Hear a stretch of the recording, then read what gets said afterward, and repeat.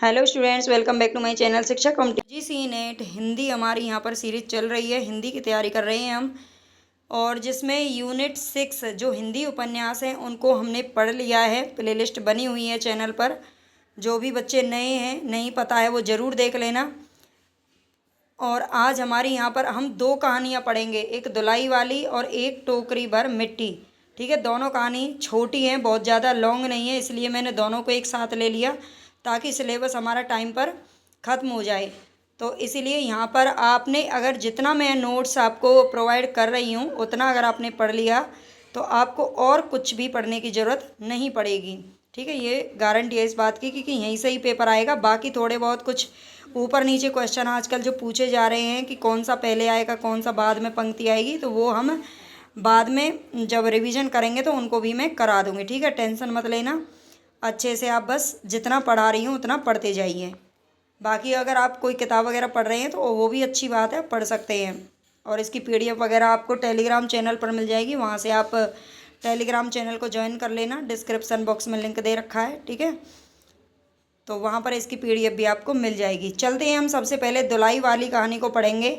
और देखो, अभी नहीं, पढ़ लो पहले। अगर आपको अच्छा लगे तो लाइक ज़रूर कर दिया करो। जितने बच्चे देखते हैं उतने लाइक तो आने ही चाहिए। और सब्सक्राइब कर लिया करो मेरे भाई। अगर तुम पढ़ते हो तो कुछ फ़ायदा आपको हो रहा है तो कुछ फ़ायदा दूसरों का भी कर दिया करो। ठीक है, ताकि थोड़ा सा मोटिवेशन मिले, अंदर से खुशी मिले कि हाँ बच्चे पसंद कर रहे हैं। तो सब्सक्राइब ज़रूर कर दिया करो। तो चलते हैं हम यहाँ पर धुलाई वाली जो कहानी है, सबसे पहले इसका प्रकाशन देखते हैं। प्रकाशन इसका 1907 ईस्वी में हुआ था। और किस में हुआ था? सरस्वती पत्रिका में।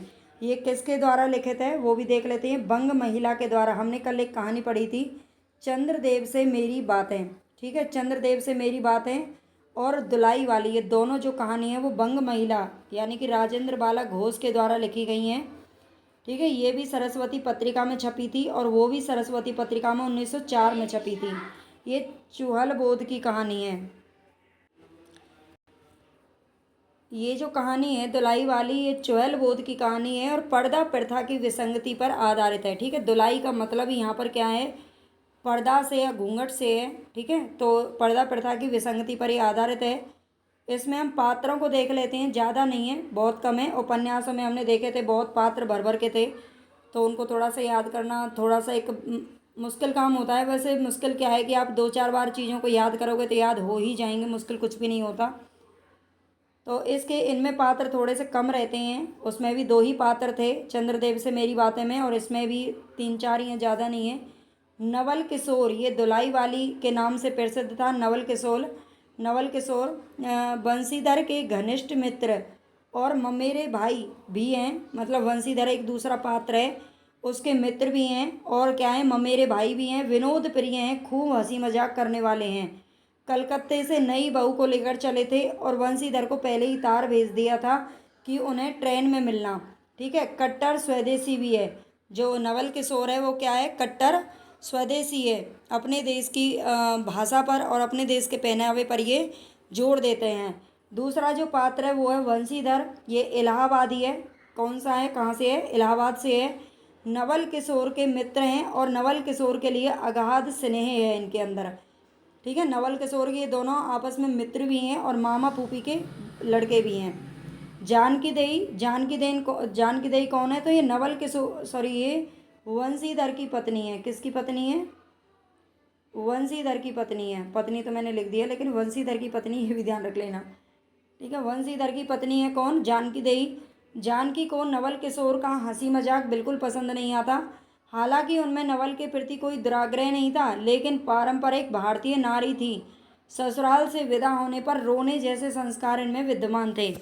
ठीक है, जब ये ससुराल से विदा हुई थी तो मतलब रो रही थी, जैसे होता था ना पहले। आजकल तो कोई रोता ही नहीं है, लड़कियां रोती नहीं हैं, लेकिन पहले काफ़ी मतलब रोती थी उस टाइम पर लड़कियां, जब ससुराल जब विदा होती थी। ठीक है, तो ससुराल के लिए जब विदा होती हैं तो ये क्या करती हैं? रोती हैं। ऐसे संस्कार इनमें दिखाए गए हैं। सीता कौन है? जानकी देई की बहन है, यानी कि वंशीधर की साली है। एक और पात्र है इसमें, भले घर की स्त्री के नाम से नवल की पत्नी है। कहानी में राजघाट से मुगल सराय पहुंचना व प्लेटफार्म पर ममेरे भाई व मित्र नवल किशोर से मिलना, यही कहानी इसमें दिखाई गई है। ठीक है, मिर्ज़ापुर में पूड़ी और मिठाई खाना। मिर्ज़ापुर में जब गाड़ी रुकती है तो पूड़ी और मिठाई खाते हैं लोग। स्वदेशी आंदोलन की सांकेतिक अभिव्यक्ति इसमें दिखाई गई है। ठीक है, स्वदेशी आंदोलन की क्या दिखाई गई है? सांकेतिक अभिव्यक्ति दिखाई गई है। कहानी में कौन कौन से स्थानों के नाम आए हैं, बहुत ही इंपॉर्टेंट है, ध्यान रखना। दशाश्वमेध घाट गोदौलिया, बनारस में है ये गोदौलिया नामक स्थान, और कोलकाता का भी इसमें चित्रण है। मुगल सराय नामक स्थान आता है। इलाहाबाद, इलाहाबाद को इसमें प्रयाग बोला गया है, वैसे ये प्रयाग है। ठीक है, इलाहाबाद को क्या बोला गया है? बनारसी भाषा में इसको प्रयाग बोला गया है। हजारी प्रसाद द्विवेदी कहते हैं 1907 में बंग महिला की कहानी प्रकाशित हुई, जिसमें एक छोटी सी घटना को लेकर सामान्य मनुष्यता को प्रभावित करने योग्य यथार्थवादी चित्रण था। ठीक है, 1907 में जो बंग महिला की कहानी प्रकाशित हुई उसमें एक छोटी सी घटना को लेकर सामान्य मनुष्यता को प्रभावित करने योग्य यथार्थवादी चित्रण था। आगे शुक्ल जी क्या कहते हैं? धुलाई वाली मार्मिकता की दृष्टि से भाव प्रधान होने के कारण उल्लेखनीय है। जो धुलाई वाली कहानी है वो मार्मिकता की दृष्टि से भाव प्रधान होने के कारण क्या है? उल्लेखनीय है। गोपाल राय कहते हैं इनके बारे में कि इनकी तीसरी कहानी मध्य वर्ग के आत्मीय संबंधों को चित्रित करने वाली रोचक कहानी है। ठीक है, मध्य वर्ग के जो आत्मीय संबंधों का मतलब है, जैसे उसमें मामा भाई, मामा और फूफी के लड़के दिखाए गए हैं, तो उसी प्रकार से आत्मीय संबंधों को चित्रित करने वाली कहानी है ये। नवल किशोर अपने मित्र को रेल यात्रा में छकाता रहता है, मतलब रेल में उसे मिलने के लिए तार भेज देता है पहले ही, जब नई बहू को लेकर निकलता है कि मैं आ रहा हूँ, तुम भी ट्रेन में मुझे मिल जाना। और जब वो ट्रेन में मिल जाता है तो दुलाई ओढ़ के बैठ जाता है, यानी कि घूंघट करके बैठ जाता है साड़ी पहन के, और पता ही नहीं चलता कि उसका मित्र है। और पूरे रास्ते में ट्रेन में अपने मित्र को परेशान करता रहता है। यह एक चुहल बोध की कहानी है। मध्य वर्ग की आर्थिक अभाव के संकेत भी इसमें मार्मिक दिखाए गए हैं। ठीक है, आर्थिक अभाव के संकेत भी दिखाए गए हैं। विशेष तथ्यों की अगर बात करें तो नवल किशोर द्वारा अपने मित्र वंशीधर से रेल में किए गए मजाक की सरस कहानी है। काशी बनारस के लोगों के जीवन पर प्रकाश डाला गया है। विभिन्न परिस्थितियों में इंसान की दिनचर्या का चित्रण किया गया है। ठीक है, विभिन्न परिस्थितियों में इंसान की दिनचर्या का चित्रण किया गया है। आगे है काशी से इलाहाबाद की यात्रा का विवरण है। दोनों में गहरी मित्रता दिखाई गई है। जो नवल किशोर और बंशीधर है उन दोनों में गहरी मित्रता दिखाई गई है। और काशी से इलाहाबाद की यात्रा का क्या है? चित्रण है। दुलाई का अर्थ एक प्रकार का चादर या चुनरी है, जिसे घूंघट के रूप में प्रयुक्त किया गया है, यह भी मैंने बता दिया। एक इसमें ये थोड़ा सा बस एक ही वाक्य आता है, पूछा जा सकता है, अरे तुम क्या जानो इन लोगों की हंसी ऐसी ही होती है, हंसी में किसी के प्राण भी निकल जाएं तो भी इन्हें दया ना आवे। ठीक है, अरे तुम क्या जानो इन लोगों की हंसी ऐसी ही होती है, हंसी में किसी के प्राण भी निकल जाएं तो भी इन्हें दया ना आवे। बस इसको ध्यान रख लेना, इसमें और ज़्यादा कुछ नहीं है। धुलाई वाली के बारे में इतना ही याद रखना है आपको। दूसरा आगे हम याद पढ़ेंगे यहाँ पर एक टोकरी भर मिट्टी कहानी। ठीक है, एक टोकरी भर मिट्टी कहानी को भी पढ़ लेंगे। दो कहानियाँ मैं एक साथ इसलिए पढ़ा रही हूँ क्योंकि ये बहुत शॉर्ट हैं और आपको तैयारी करनी है, सिलेबस भी पूरा करना है, तो उसके लिए हमें जहाँ पर मुझे लगेगा जो कहानी शॉर्ट होंगी उसको मैं 2 करा दूँगी। ठीक है, एक टोकरी भर मिट्टी कहानी माधवराव सप्रे के द्वारा रचित कहानी है ये। माधवराव सप्रे इसके कौन है? कहानीकार हैं। 1901 ईस्वी में छत्तीसगढ़ मित्र नामक पत्रिका में 600 शब्दों में कहानी छपी थी ये। ठीक है, एक तो ये ध्यान रखना है, मोस्ट इंपॉर्टेंट है, छत्तीसगढ़ मित्र ये पत्रिका का नाम है, 1901 में छपी थी। धुलाई वाली और चंद्रदेव से मेरी बातें दोनों से पहले आई है ये कहानी। 600 शब्दों में ये कहानी छपी थी। इसके पात्रों की अगर बात करें तो इसमें एक गरीब विधवा है और ये भी बुजुर्ग है। क्या है? बुजुर्ग है, जमींदार है एक, और एक बुजुर्ग विधवा की 5 साल की पोती है। बस इसमें 3 पात्र। एक और पात्र है वो वकील है। ठीक है, कौन है? वकील है जिसको जमींदार लेके आता है। हिंदी की प्रथम कहानी मान्य है ये ध्यान रखना है। इसको प्रथम मौलिक कहानी भी अब माना गया है। डॉक्टर गोपाल राय कहते हैं हिंदी कहानी का विकास भाग फर्स्ट, ये इनकी किताब है, और इसमें इन्होंने लिखा है कि 1900 से 1905 की कहानियों में माधवराव सप्रे की एक टोकरी भर मिट्टी पाश्चात्य कहानी की अवधारणा के सबसे अधिक निकट दिखाई देती है। तो ये वाला जो वाक्य है वो याद रख लेना है, गोपाल राय ने बोला है। ठीक है, इन्होंने अपनी जो पुस्तक है हिंदी कहानी का विकास भाग फर्स्ट, इसमें इन्होंने ये वाला वाक्य लिखा है कि 1900 से लेकर के 1905 की कहानियों में माधवराव सप्रे की जो कहानी है एक टोकरी भर मिट्टी, इसमें पाश्चात्य कहानी की अवधारणा के सबसे अधिक निकट दिखाई देती है। इस कहानी में समकालीन सामंती शोषण का चित्रण दूसरी विशेषता है। ठीक है, इस कहानी में समकालीन सामंती शोषण का चित्रण भी इसकी दूसरी विशेषता है। आगे देखते हैं। भाषा संस्कृत या फारसी मिश्रित है, हिंदी नहीं है बल्कि ठेठ देसी हिंदी है इसमें। ठीक है, संस्कृत या फारसी मिश्रित जो हिंदी होती है वो नहीं है बल्कि ठेठ देसी हिंदी रखी गई है। देवी प्रसाद वर्मा और अधिकांश विद्वानों के द्वारा ये सहमति बनी कि जो ये कहानी है एक टोकरी भर मिट्टी, ये हिंदी की प्रथम मौलिक कहानी है जो कि आदर्शवादी कहानी भी है। ये एक आदर्शवादी कहानी है, ये ध्यान रख लेना।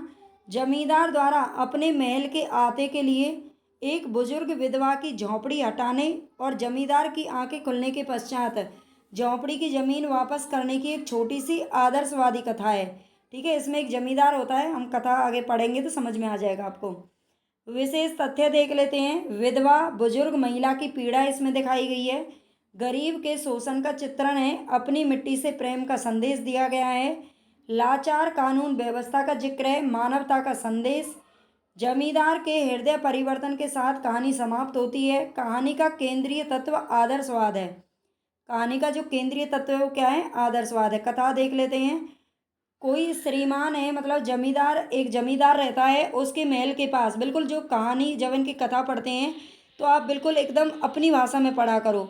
ठीक है, एक जमींदार होता है, जैसे कहानियाँ सुनाते थे ना दादी नानियाँ, या मेरे तो पापा बहुत सुनाते थे जब हम छोटे थे। पता नहीं दादी नानी ने तो नहीं सुनाई, लेकिन बहुत पापा ने बहुत कहानियाँ सुनाई थी। मतलब 3 बहन भाई हैं और तीनों बहन भाई कहानियाँ बस उनकी कहानियाँ ना कभी ख़त्म ही नहीं होती थी। अकबर बीरबल की कहानियाँ, राजा नल की कहानी और पता नहीं किस किस राजा की कहानी, बहुत सारी कहानियाँ सुनाते थे। तो ऐसे ही कहानियाँ आप पढ़ा करो। तो एक जमींदार होते हैं और उनका बहुत बड़ा महल है, और महल के पास क्या है, उनके महल के पास में ही एक झोंपड़ी है। और वो झोंपड़ी किसकी है? एक गरीब बुजुर्ग विधवा की झोंपड़ी है। ठीक है, जमींदार साहब चाहते थे कि ये झोंपड़ी अगर यहाँ से हट जाए तो मैं अपना जो महल है ना उसकी सीमा और आगे तक बढ़ा लूँ। ठीक है, वो ये सोच रहे थे। जमींदार ने क्या सोचा कि अगर ये झोंपड़ी यहाँ से हट जाए किसी भी तरह से तो मैं अपने महल की जो दीवार है ना उनको और बड़ा कर लूँ, या मेरा महल और बड़ा हो जाएगा। तो अपने महल का अहाता उस झोंपड़ी तक बढ़ाने की उसकी इच्छा होती है। उसने कई बार जाकर के विधवा से बोल दिया कि वह अपनी झोंपड़ी वहाँ से हटा ले, है ना। कई बार उसने वैसे ही बोल दिया प्यार से ही कि अपनी झोंपड़ी तुम यहाँ से हटा लो, मुझे अपने महल की जो दीवारें हैं वो और बड़ी करनी है। ठीक है, पर बुढ़िया कई जमाने से वहीं बसी हुई थी। भाई बेशक उसकी झोंपड़ी थी, लेकिन अपने घर को कोई छोड़ के जाता है क्या? है ना, चाहे उसकी झोंपड़ी हो, चाहे वो वैसे ही तंबू में रह रही हो, लेकिन अपना घर कोई नहीं छोड़ता। और वो कई जमाने से वहीं पर बसी हुई थी। उसका पति और इकलौता पुत्र भी उसी झोंपड़ी में मर गए थे। ठीक है, दोनों उसके पुत्र होता है, उसकी मृत्यु हो गई थी, उसके पति की भी मृत्यु हो गई थी, तभी तो वो विधवा है। और उस झोंपड़ी में ही मर गई थी पतोहू, यानी कि उसके जो बेटी, मतलब क्या बोलते हैं, जो उसके बेटे की बहू थी शायद, मतलब उसकी बहू थी, है ना। एक 5 वर्ष की कन्या को छोड़कर चल बसी थी। ठीक है, उसकी बेटा और बहू दोनों मर गए थे, पति भी मर गए थे, और एक 5 वर्ष की कन्या उसके साथ में रहती है। ठीक है, उस झोंपड़ी में उसका मन लग गया था। मन तो लगेगा ही, जिस घर में हम रहते हैं ना उस घर से भी हमें प्रेम हो जाता है, चाहे वो छोटा हो या बड़ा हो। तो उस झोंपड़ी में उसका मन लग गया था और बिना मरे वहाँ से वह निकलना ही नहीं चाहती थी। ठीक है, बिना मरे वो सोचती थी कि जब तक मैं मरूंगी मैं यहीं रहना चाहती हूँ, कहीं जाना नहीं चाहती थी। बाल की खाल निकालने वाले वकीलों की थैली गर्म करके उधर जो जमींदार था वो अपनी चाल चलने में मग्न था, है ना। वो क्या कर रहा था? आजकल आप जानते हैं कानून व्यवस्था का इसमें जिक्र किया गया है। उसने क्या किया कि एक वकील को उसने हायर किया, और वकील को कुछ पैसे दे करके, और उसने क्या किया, अपने मतलब उस झोंपड़ी पर कब्जा जमा लिया। ठीक है, कोर्ट में जा कर के, और उस झोंपड़ी को अपना बना लिया उसने। मतलब जैसे तैसे पैसे दे करके, तो आप जानते हो कुछ भी खरीदा जा सकता है, तो उस झोंपड़ी को अपना बना लिया। ठीक है, कानून व्यवस्था का दुरुपयोग कर उस बुजुर्ग महिला को वहाँ से निकाल दिया गया। कानून व्यवस्था का दुरुपयोग इसमें दिखाया गया है कहानी में, एक टोकरी भर मिट्टी में, ये भी याद रख लेना। बुढ़िया अपनी झोंपड़ी से निकल जाने के बाद अपनी 5 वर्ष की पोती के साथ खुले आसमान के नीचे रहने लगती है। बेचारी के पास कोई ठिकाना नहीं था और वह खुले आसमान के नीचे अपनी बच्ची के साथ रहने लगती है। लेकिन उसकी बच्ची खाना पीना छोड़ देती है जब से झोंपड़ी छूटी है। ठीक है, उसकी बच्ची क्या करती है, खाना पीना नहीं खाती। बच्चे ऐसे होते हैं, बच्चे को कुछ पता तो है नहीं, है ना। वो बच्ची कुछ खाती पीती नहीं है जब से वो झोंपड़ी को छोड़ के गई है। बुढ़िया को कुछ सूझता नहीं है, वह बेचारी बहुत परेशान होती है। फिर उसे विचार आता है कि क्यों ना वह अपनी झोंपड़ी में से कुछ मिट्टी ला करके एक चूल्हा बना दे, है ना। उसने सोचा कि मैं एक काम करती हूँ, झोंपड़ी तो मुझे दोबारा मिलनी नहीं है, वहाँ से मैं कुछ मिट्टी लाती हूँ और उससे चूल्हा बना देती हूँ, उस पर रोटी बनाऊँगी तो बच्ची खा लेगी, है ना। ऐसा सोच करके वह झोंपड़ी में वापस जाती है तो जमींदार उसे मना कर देता है, लेकिन वह काफ़ी विनती करती है और वहाँ से मिट्टी लेने लगती है। ठीक है, वहाँ से विनती करती है तो जमींदार मान जाता है और वो कहती है कि मुझे एक टोकरी मिट्टी लेने दो यहाँ से, और वह मिट्टी भरने लगती है। वह कहती है कि जब से ये झोंपड़ी, वो जमींदार से बोलती है कि जब से यह झोंपड़ी छूटी है तब से मेरी पोती ने खाना पीना छोड़ दिया है। मैंने बहुत समझाया पर वह एक नहीं मानती। ठीक है, ये वाला जो वाक्य है इसको थोड़ा सा ध्यान रख लेना। जब से ये झोंपड़ी छूटी है तब से मेरी पोती ने खाना पीना छोड़ दिया है। मैंने बहुत समझाया पर वह एक नहीं मानती, यही कहती रहती है कि अपने घर चल, वहीं रोटी खाऊंगी। ठीक है, वो अपनी दादी से जिद करती है कि अपने घर चलो तभी खाऊंगी खाना, नहीं तो नहीं खाना मुझे। तो अब वो बता रही है उस जमींदार को कि मैंने अब यह सोचा है कि झोंपड़ी में से एक टोकरी भर मिट्टी लेकर उसी का चूल्हा बनाकर रोटी पका दूंगी। ठीक है, इससे मुझे भरोसा है कि वह रोटी खाने लगेगी। विधवा झोंपड़ी के भीतर जाती है, वहां जाते ही उसे पुरानी बातों का स्मरण होता है। ठीक है, जब जमींदार मान जाता है, उसे मिट्टी लेने की परमिशन दे देता है, तो विधवा बेचारी अंदर जाती है झोंपड़ी के। और जब अंदर जाती है तो आप जानते हैं क्या होगा, उसे पुरानी बातें सारी याद आती हैं। अपनी मिट्टी के प्रति स्नेह से उसकी आंखों से आंसू की धारा बहने लगती है। ठीक है, वो बेचारी रोने लगती है वहाँ अंदर बैठ करके। लेकिन जल्दी ही उसे याद आता है ना, और वह अपने आंतरिक दुख को किसी तरह से समेट कर उसने अपनी टोकरी मिट्टी से भर ली और बाहर आ गई। ठीक है, किसी तरह से अपने दुख पर उसने कंट्रोल किया, काबू किया, और अपनी टोकरी क्या हुआ, उसने मिट्टी से भर ली और बाहर आई। तो वो जब टोकरी उसने भर ली तो उससे वो उठाई नहीं जा रही थी। तो बुढ़िया ने उस जमींदार से कहा कि महाराज, आप यह एक टोकरी मिट्टी को उठाकर मेरे सर पर रख दीजिए। ठीक है, आप ये एक टोकरी मिट्टी को उठाकर मेरे सर पर रख दीजिए। महाराज उसे स्वयं उठाने लगते हैं, है ना। जो जमींदार है वो खुद उसको उठाने के लिए चल देता है, लेकिन उनसे वह मिट्टी नहीं उठाई जाती, एक टोकरी मिट्टी उससे उठाई नहीं जाती। तब बुढ़िया उससे कहती है कि महाराज नाराज ना हो, आपसे एक टोकरी भर मिट्टी नहीं उठाई जाती और इस झोंपड़ी में तो हजारों टोकरियां मिट्टी पड़ी हैं। ठीक है, ये वाला जो कथन है वो याद रख लेना है, पूछा भी जा चुका है पहले। तो महाराज नाराज ना हो, आपसे एक टोकरी भर मिट्टी नहीं उठाई जाती और इस झोंपड़ी में तो हजारों टोकरियां मिट्टी पड़ी हैं, उसका भार आप जन्म भर कैसे उठा सकेंगे, आप ही इस बात पर विचार कीजिए। तो ऐसा कह के वो उसको आगे बोल देती है। ठीक है, आगे होता है कि जमींदार साहब धन मद से गर्वित होकर अपना कर्तव्य भूल गए थे, पर विधवा के ये वचन सुनते ही उसकी आंखें खुल गई। ठीक है, अपने कुकर्म का पश्चाताप कर उसने विधवा से क्षमा मांगी और हृदय परिवर्तन होने से उसकी झोंपड़ी भी क्या कर दी, वापस कर दी। ठीक है, तो ये बस इतनी सी कहानी, कथा सार में ही पूरा सब कुछ आ गया है इसमें। यही क्वेश्चन यहाँ से पूछे जाते हैं। आई होप आपको क्लास अच्छी लगी होगी। 2 कहानियाँ मैंने पढ़ाई हैं यहाँ पर, दोनों आपको समझ में आ भी गई होंगी, यही मैं बस उम्मीद करती हूँ। बाकी आपसे उम्मीद भी करती हूँ कि आप प्लीज़ चैनल को सब्सक्राइब ज़रूर कर लेना भाई, है ना, और लाइक ज़रूर कर देना। अगर आपको पसंद आती है इतनी मेहनत करना तो लाइक और शेयर ज़रूर कर दिया करो। ठीक है, थोड़ी खुशी मिलती है, अच्छा लगता है, आगे मेहनत करने का मन करता है। धन्यवाद।